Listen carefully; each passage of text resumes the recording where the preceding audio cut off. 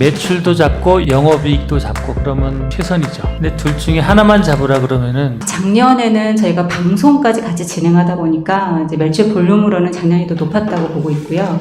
그래서 온라인 매출 위주로 저희가 올해 좀 전향을 했습니다. 이제 매출 볼륨은 작년보다는 40% 정도는 좀 떨어진 것 같습니다. 홈쇼핑 하다가 줄이면은 대폭 매출이익이 주는 게 당연한 거예요. 매출도 잡고 영업이익도 잡고 그러면 최선이죠. 근데 둘 중에 하나만 잡으라 그러면은 영업이익을 잡는 게 오히려 나아요. 왜냐면은 매출은 크고 이익이 안 나는 거는 그건 남 좋은 일 시키는 거지 헛방인 거죠. 매출에 드라이브를 걸잖아요. 그러면 또 이제 홈쇼핑 나가고 싶어지는 거고, 홈쇼핑 나가면 정신만 사나워지는 거고, 브랜드를 알린다는 차원에서는 홈쇼핑이 헐만합니다. 근데 그 소용이 아니라고 하면은 홈쇼핑보다는 자신의 고정 고객을 꾸준히 만들어 나가는 게 더 좋은 거죠. 그래서 자사몰 더 확충을 하고, 또 SNS 많이 있으니까 SNS에서 접점을 늘려나가는 방식을 꾸준히 찾는 게 더 좋은 거죠. 가격에 조금 민감한 시기입니다. 가격에. 여기 오다 보면은 다이소가 있어요. 다이소에 자주 갑니다. 다이소가 엄청 잘 돼요, 옛날보다. 예전에 다이소 가서 내가 줄 서서 뭘 사본 적이 없거든요. 근데 지금 다이소 가면 줄을 한참 서야지 돼요. 심한 경우에는 막 한 20-30명 줄을 서 있을 경우도 있어요.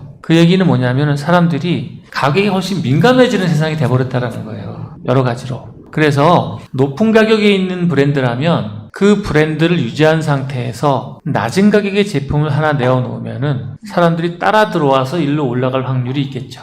낮은 가격에 있는 제품이 높은 가격으로 하는 것은 매우 힘들어요. 하지만 높은 가격에 있는 브랜드가 스페셜 브랜드로 낮은 걸 하나 만들어서 데리고 들어오는 건 쉬운 거예요.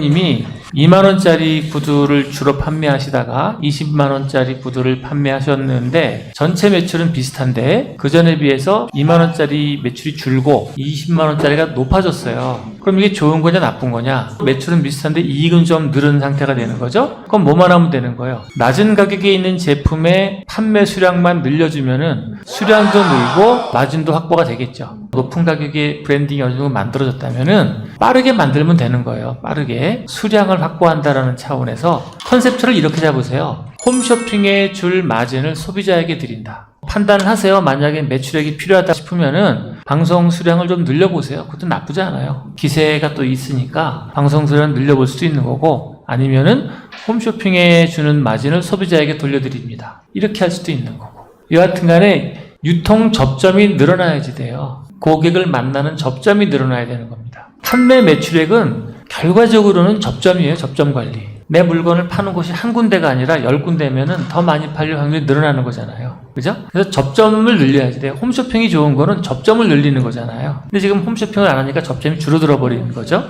다른 곳에 접점을 확보할 수 있느냐 없느냐 이것에 대한 판단을 하셔야 되는 거고, 그게 아니다. 매출이 중요하다 그러면 홈쇼핑을 다시 한번 해볼 수도 있는 거죠.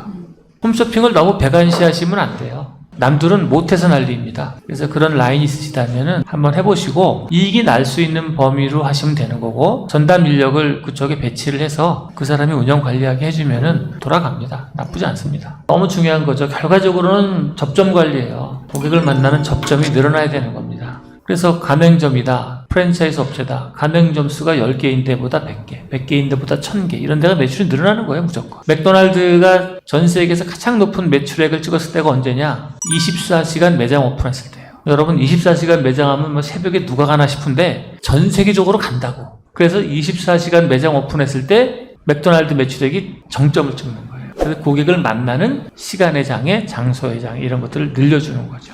굉장히 중요한 거예요. 요즘 뭐 스마트 스토어가 있으니까 스마트 스토어 되게 좋게 생각하지만 스마트 스토어가 갖고 있는 한계가 접점이 얼마 안 된다는 거예요. 접점을 늘리려면은 키워드가 상위 키워드로 올라가야 된단 말이야. 그럼 상위 키워드를 확보하는데 또 돈을 써야지 돼. 근데 왔다 간 사람들이 계속 남냐? 또 그것도 아니라는 거예요. 그게 어려운 거지. 옛날보다는 좀 쉽게 들어갈 수는 있지만 들어간다고 해서 만만한 곳이 아닌 거예요. 그래서 결과적으로는 여러 개 접점 관리에 대한 노하우를 다 갖고 있어야 됩니다. 홈쇼핑도 할 수 있으면 하는 거고, 또 오프라인 매장도 할 수 있으면 하는 거고, 쿠팡도 들어가는 거고, 11번가도 들어가는 거고, 여기저기 다 들어가서 접점을 늘려나가야 돼요.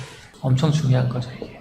또 다른 접점 중에 하나가 텔레마케팅입니다. 텔레마케팅. 잘 되는데 굉장히 잘합니다.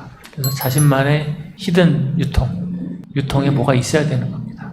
스마트 스토어가 뭐 가장 큰 유통인 것 같지만 일부고 자신만의 유통 커버리지가 있어야죠. 그래서 제가 고정 고객 가두리를 해야 된다는 게 자신의 고객을 만들어야 되니까. 자세한 내용은 중간계 사업학교 강의에서 배워보세요.